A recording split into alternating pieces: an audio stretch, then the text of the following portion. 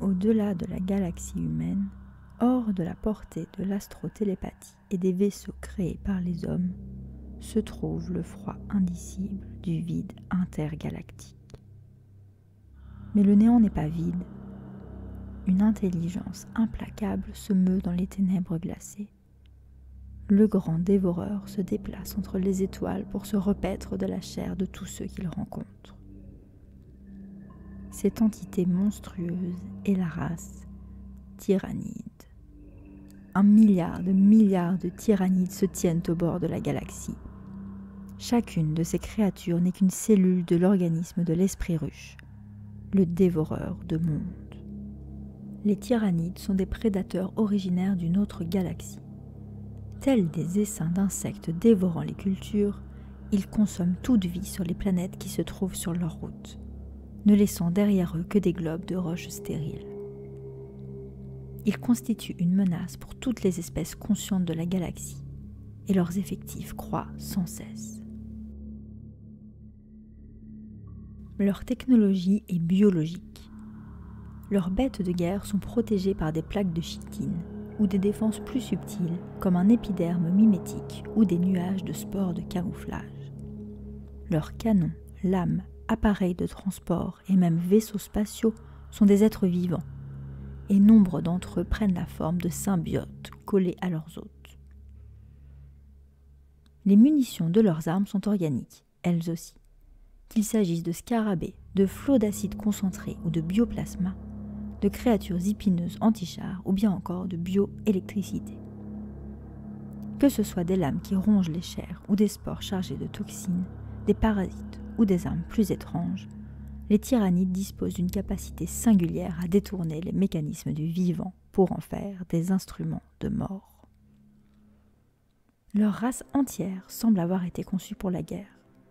Très peu d'individus présentent davantage que la forme de conscience la plus rudimentaire.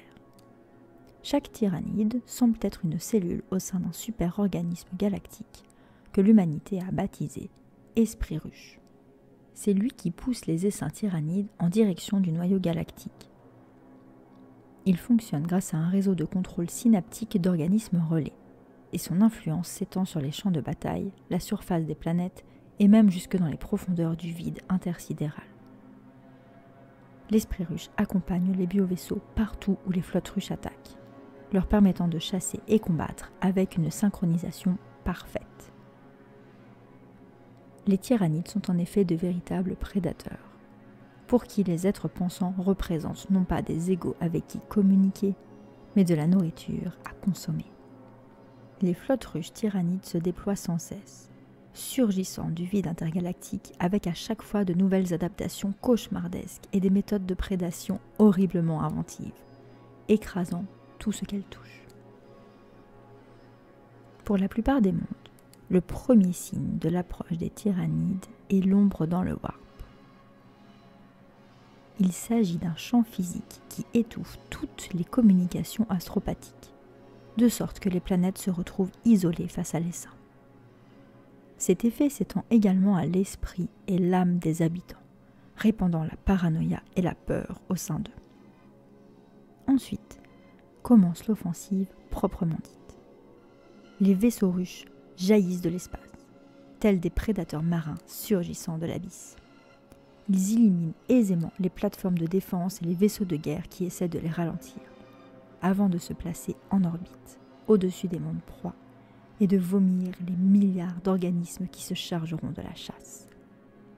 Au départ, la proie se défend, mais devant l'ampleur de l'invasion, les canons sont peu à peu réduits au silence. Les appareils de combat et les chars d'assaut sont détruits les uns après les autres.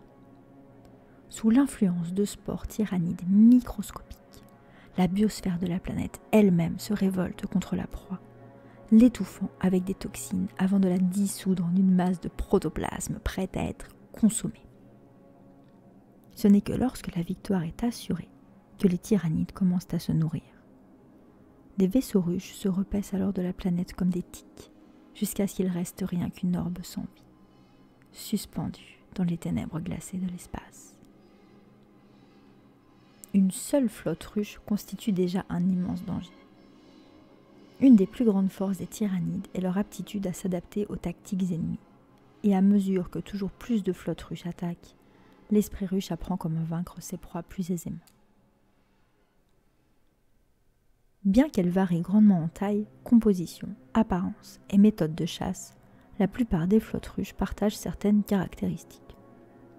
Toutes se composent de vaisseaux russes, gigantesques organismes capables d'évoluer dans l'espace grâce à une carapace en chitine de plusieurs mètres d'épaisseur et d'une couche de graisse isolante. Bien qu'il puisse y avoir une infinité de formes, la plupart ont en commun des pseudopodes et des cerfs assez grands pour broyer des vaisseaux de guerre.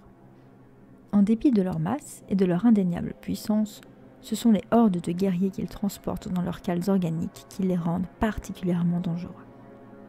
Chaque flotte russe dispose de ses propres stratégies et méthodes de chasse, comme si chacune correspondait à une tentative de l'esprit russe d'expérimenter diverses méthodes pour vaincre les formes de vie intelligentes de la galaxie. La flotte russe Gorgone est ainsi célèbre pour les nuages de spores toxiques et les agents biologiques qu'elle utilise au combat, forçant ses proies à combattre non seulement les abominations tentaculaires qui ravagent ses rangs, mais aussi les minuscules spores tyrannides qui cherchent à submerger leurs poumons et à dissoudre leurs organes de l'intérieur. D'autres flottes russes ont pu déployer des masses de chars vivants, des essaims de monstres ailés, des couvains de prédateurs capables de se fondre dans leur milieu, des vagues de créatures sacrifiables et 1000 autres permutations stratégiques.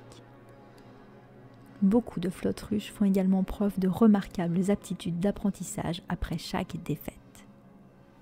Une tactique efficace contre eux sur un champ de bataille sera totalement caduque sur le suivant. Chaque flotte russe tyrannide compte d'innombrables biovaisseaux monstrueux, des créatures aux formes aussi diverses que variées. Un biovaisseau n'est jamais vraiment une unique créature, mais un composite de dizaines, voire de centaines d'organismes. Chaque partie, chaque organe et chaque extrémité sont un amalgame biologique, spécifiquement conçu pour opérer sous la conscience unifiée du biovaisseau. La variété physique des vaisseaux russes est proprement inimaginable. Des bêtes spatiales déploient des ailes de lépidoptères colossales pour bloquer la lumière de l'étoile des mondes proies. Des créatures au ventre bouffi de poches de gestation libèrent des vagues d'essaims suffocants, des vols d'organismes ailés et des nuages de mines vivants capables de faire pleuvoir du bioplasma ou des épinacées. D'autres vaisseaux russes encore sont munis de glandes surrénales hyperactives, leur permettant de voyager à des vitesses phénoménales pour intercepter des fuyards, ou bien pour établir un blocus sur un monde condamné. Les plus effroyables sont sûrement ceux qui semblent faire office de fanal psychique pour leur flotte. Ces vaisseaux russes sont souvent dardés de nodules cérébraux palpitants et projettent une vigoureuse ombre dans le warp. Leurs armes sont sans pareil dans la galaxie. Et si elles peuvent déchaîner des féroces décharges warp qui oblitèrent les vaisseaux ennemis, ce n'est rien à côté de leur capacité à infliger aux équipages des astronefs proies d'effroyables hallucinations, les faisant sombrer dans la paranoïa et la folie. Les flottes russes ne voyagent pas à travers le warp. Néanmoins, elles sont capables d'atteindre une vélocité extrême en parcourant l'espace interstellaire. Cette prouesse est le fruit de petits vaisseaux appelés narvals. Un narval est quasiment sans défense et presque inoffensif. Mais cela ne fait guère de différence pour l'adversaire, car un narval est toujours lourdement escorté. Grâce à ses sens, le narval peut détecter des systèmes planétaires à des distances ahurissantes. Il est capable de manipuler la gravité d'un système et de créer un corridor de transit spatio-comprimé, grâce auquel lui et les biovaisseaux alentours peuvent couvrir d'immenses distances. Toutefois, cette méthode est inemployable à proximité de puissantes forces gravitationnelles, car elle noie les traces plus subtiles que le narval utilise. Si bien qu'une bioflotte doit compter sur une propulsion plus conventionnelle lors de son approche finale d'un monde proie. Cette méthode de propulsion combinée est plus lente que le voyage dans le warp, mais elle est infiniment plus fiable.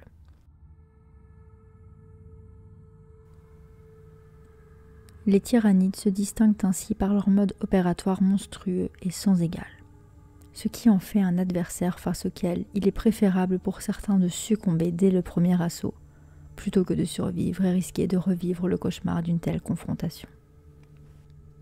Une bataille, c'est sinistre. C'est voir le noir d'encre du vide illuminé d'un million de salves d'explosions, sans jamais savoir laquelle vous est destinée et laquelle se perdra dans l'espace. On ne se rend jamais compte de tout, comme d'une rafale dans votre dos qui pourrait percuter votre coque et vous envoyer valdinguer. Mais les tyrannides, c'est encore autre chose. Avec eux, vous voyez une langue qui caresse mollement vos hublots, de façon complètement inoffensive, au point que vous vous sentez presque en sécurité, au moment où des becs de dents et des griffes brisent votre espoir, comme la coque de votre navire.